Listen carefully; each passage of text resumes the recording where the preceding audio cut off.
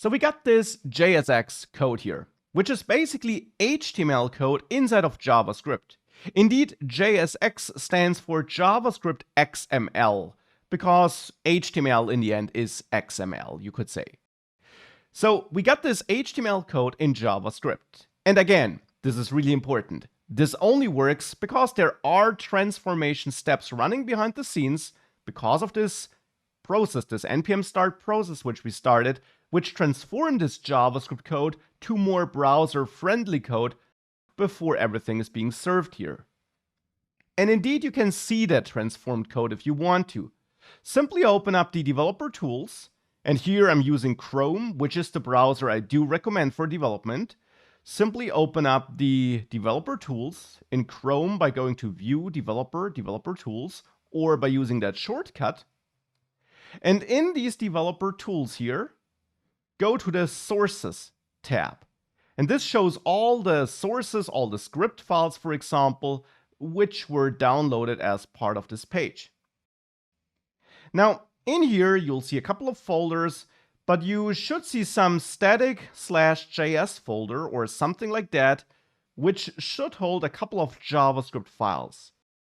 Now, the exact number and names of these files might differ, but ultimately, if you click through these files, you should see some code which looks fairly cryptic, and which is definitely not the code we wrote here, or we have here in these two simple JavaScript files.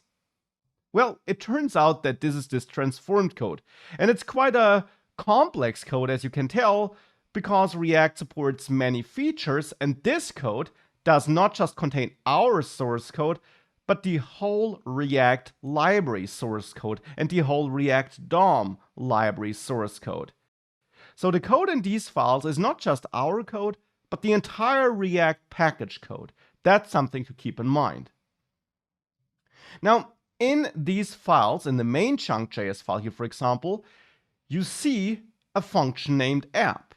Somewhere in there, you might need to search for it with Control F, but somewhere in there, in these files, you should find your app function. But of course, this function looks quite different to the app function we have here. That's a very lean function. This function is not so lean.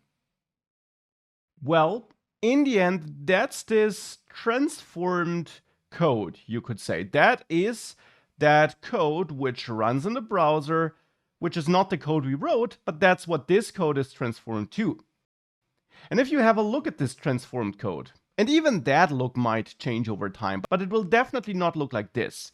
If you have a look at this transformed code, that probably is not code we would like to write. And that's why we have these transformation steps. Because we can use this special JSX syntax, which is not normally supported in the browser, whilst we're writing our code, and still it'll automatically be transformed to code which does run in the browser. So that we have the best of both worlds.